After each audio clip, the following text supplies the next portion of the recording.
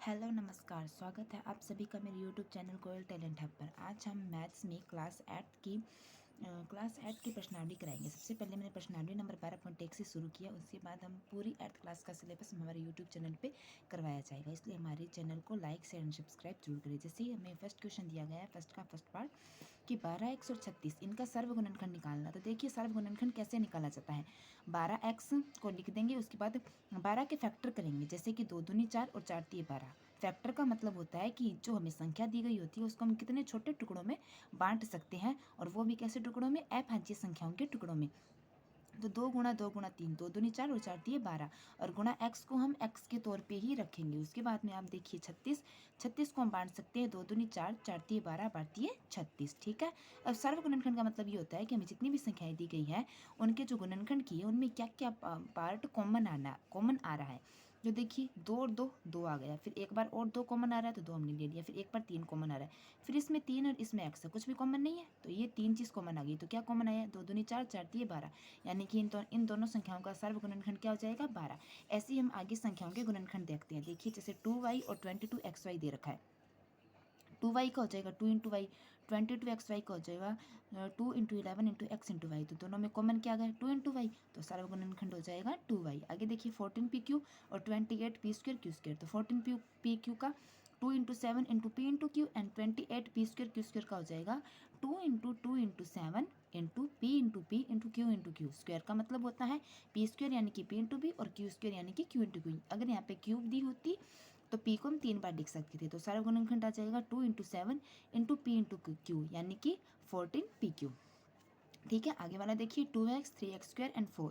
2x का 2 into x, 3x² का 3 into x और 4 का 2 इंटू 2।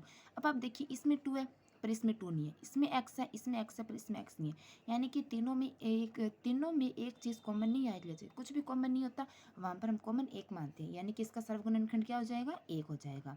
ठीक है। अब हमें आगे संख्या दी गई है 6abc, 24ab² और 12a² तो 6abc का 2 into 3 into a into b into c, और 24ab² का 2 into 2 into 2 into 3 into a into b into b, और 12a² का 2 into 2 into 3 into a into b। तो सर्वगुणनखंड हो जाएगा 2 3 a और b, तो 2 3 जा 6ab। आगे देखिए 16x³ minus 4x² 32x। 16x³ का होगा 2 into 2 into 2 into 2 into X into X into x. गुणा करके आप देख सकते हैं, 2 दूनी 4, दूनी 8, दूनी 16। ठीक है। अब आगे वाले पेज पे इसका आगे क्वेश्चन देखते हैं हम। माइनस 4x² का माइनस का तो माइनस, 4 का 2 इंटू 2, आगे इंटू एक्स और 32x का 2 इंटू 2 इंटू 2 इंटू 2 इंटू 2। देखो 2 दूनी 4, 4 दूनी 8, 8 दूनी 16, 16 दूनी 32 इंटू एक्स। अब सर्वगुणनखंड निकल जाएगा 2 इंटू 2 इंटू एक्स, तो 2 2 जा 4, 4x। आगे देखिए 10pq 20qr 30rp। तो 10pq का 2 into 5 into p into q, 20qr का 2 into 2 into 5 into q into r, then 30rp का 2 into 5 into 3 into r into p। तो सर्वगुणनखंड हो जाएगा 2 into 5 10। Okay. Then 3x² y³ 10x³ y², 6x² y² z। तो 3x² y³ का होगा 3 into X into X into Y into Y into Y. 10x³ y² का होगा 2 into 5 into X into X into X into Y into Y. Then 6x² y² z का होगा 2 into 3 into X into Y into Z. सर्वगुणनखंड हो जाएगा 3 2, ये तो कुछ कॉमन आ नहीं रही है, सिर्फ एक्स इंटू एक्स और वाई इंटू वाई कॉमन आएगा, तो इसका सर्वगुणनखंड हो जाएगा x² एंड y²। देखो आज मैंने आपको सिर्फ फर्स्ट क्वेश्चन कराया। वैसे तो मैंने और क्वेश्चन अपने नोटबुक में कर रखे हैं, लेकिन मैं आपको सिर्फ आज फर्स्ट क्वेश्चन कराऊंगी।